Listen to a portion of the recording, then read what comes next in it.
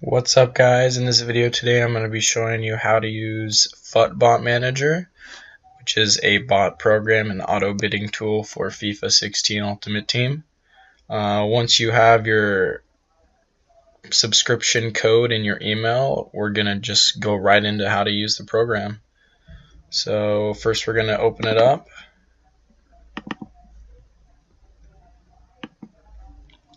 It'll check for an update. I already updated it. And I already have my subscription and email, so there's no need for me to go to the website and double check. So I'll just copy this.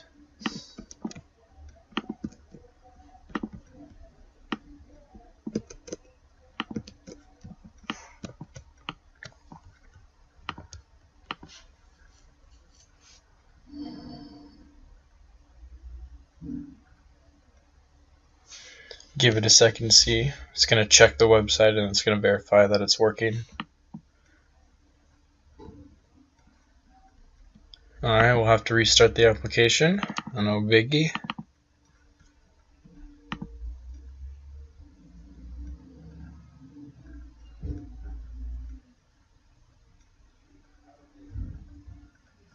Alright, it's building a player database.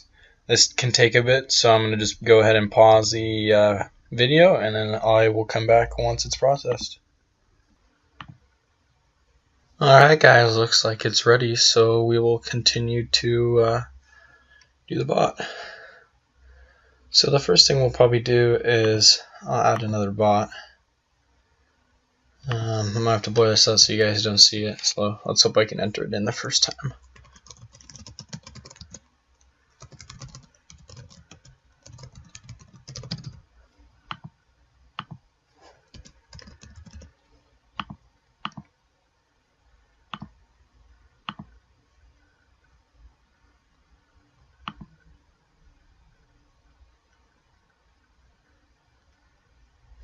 So I gotta enter the security code.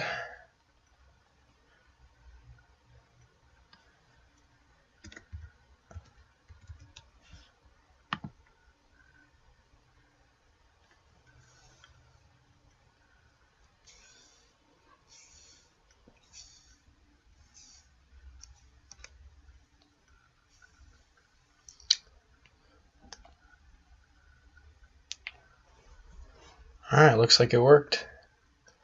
So this is kind of the beginning page of the program when you first open it up. You got your market list, your auction list, your trade pile, the analyzer, which we'll get to, some settings, and your log. I guess most of you are just going to want to learn how to start trading right away, so we'll just get right into it. So we'll add a player. So this is just how you start the trade. It'll build a player list. You kind of decide who you want to do. Pretty much has every single player on here, and it gets updated once a new team of the week comes out. So let's just pick a player. What do you guys want to do? Let's do Ronaldo from the Bundesliga. So you just type his name in, and all the players with Ronaldo and their name will come up. You'll have add to analyzer list, add to market list. You want to select add to market list. Usually the settings I run, chemistry, anything, doesn't really matter. Position, I always try and specify their position, like usually what's on futbin.com. I run about 8 processes, meaning it'll run 8 cards at a time, so it'll buy and trade 8 maximum. You can leave these settings blank. This just allows you to have a buy limit. This has you a sell limit. Let's see. We'll get into the price. You have 2 different methods and step in the manual. So if you do your own, like buying and selling, you want to buy a card for a certain price, and you know this price is going to go up, you'll do the manual. Steps is automatic, so it runs 24/7. Sell price, usually I just keep this at -1. Sells at 1 below the buy now price, which the program finds, which I'll show you in a second. The buy price I usually set to 2. So if the price drops an increment, you can still be making profit, which is good when you're not paying attention to the program. It's just running. I always set my buy now to +3 because most bots will get tricked up because their buy nows are calculated through the first couple pages. So it just finds the average of all of them. So if you have more higher buy nows, it'll make other bots buy your cards at a higher price. Buy price limit, I don't really set that, so I kind of just keep it the way that price level is. In my settings, so you have max expire auction. This is what the bot will find, what cards under the minute it'll bid on. This will update its price every 45 minutes, and then it'll check the market list every 10. You can buy now only, so you can set up a bid sniper, which is technically this one, but this one just bids at your max price. This one buys the cards if someone lists up at a lower price. I usually leave these off because I don't like running these. Sometimes you can lose the money with them. But I changed max expire option to 40. Then I change update market price to 30, just so it kind of keeps more updated with the market, because sometimes prices for players change quite frequently. So all you got to do is just add them, and you can keep doing it too. It doesn't really matter. It'll keep the same settings for each card when you open this window up, so you don't have to rechange it every time. And they also do contracts, fitness cards, position cards, and then chemistry styles. I don't really do any of those because those are pretty much all market set prices, where the player cards usually change quite frequently. So we'll go ahead and close out of that. As you can see, it's already calculated our profit potential at our buy price, at our sell price. It's found the minimum buy now, and the maximum bid someone's been bidding on. So that's all the info we need, and all you got to do is just turn off skip and it'll start bidding. I'm not going to do it right now because I'm not going to trade for a bit, but this will have the auction list. It'll put the players up here, which you'll see. You can tell I'm already trading some players, but this was a couple days ago. I haven't turned on this account in a while, so the prices have definitely dropped, but that's why my estimated profit's at 0. But it tells you the value of the player, so I'm just trying to get these unloaded, and hopefully I can sell them for a profit. I think I have earlier, because I was at 85 and now I'm at 106. Analyzer. So what you do is you can add a player and have them analyzed without having to trade them, but usually when you have a player added to the list, it'll start right now, but he hasn't been trading long enough, so it won't have anything to show you. But you can do it separately so he doesn't get traded. Settings. Some of these are important. You can change your colors. I don't know. I don't really like.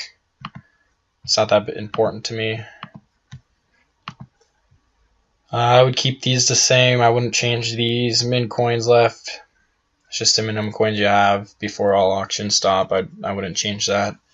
Keep your durations for your auctions at 1 hour. You can adjust these to how many ever you have. So if my watch list right now is 50, so I can trade that and put it up to 50, and my trade pile I can put up to 100, but it doesn't really matter. You'll never have 30 cards running, or you'll probably get auction stuck. Minute pause, 60 minutes, that's perfect. Don't touch that. Running minutes, don't touch that. Player contracts, I usually set it between 7 and 10. I put 10 just in case I get players with more fitness, so I'm not selling cards with 40 fitness or 30 fitness, but usually I put it down to 7 if I want to. If your trade pile is full, it'll stop trading. I won't undersell items. You can turn this off if you start if your trade pile is getting backed up and you can't sell anything. You can just have them unload, and you won't quite make the profit you need, but you'll probably make a little bit, or you'll break even. It's good to get when your trade pile is full. Shield. I don't know what this does. I just kind of keep it on. It says protection against other bots and humans. Mask account, I don't really need that right now. Switch to mobile emulation when stuck. You can activate that. It just allows you to, if you get auction stuck, which means EA stops you from buying and trading because you were trading too much or doing too many searches, you can turn on mobile and it'll switch it to the mobile emulation, so it'll trade on a mobile phone, and then you can still trade without getting stuck. And then here's the log. It just kind of tells you everything that's going on, so if something's not working, you can check it out and kind of look. It says, so we started, you can see I sold some players when I opened up the trade pile, put the other guys back on auction that we just saw. So here it says I added Naldo to the list. It's checking his price, check. and then it found all the information we need. Here's global requests, the amount of requests you're making, how many bids you made. If this number is 1 for auction stuck, it's going to tell you that your auction is stuck. So you got to turn on the mask account, or not mask account, the switch mobile when stuck, and that'll allow you to evade that and keep trading. I don't think there's really much else to show you guys. If you want to do these manually for some reason, if they're not working, you can always do get list and then clear list, get list process pile.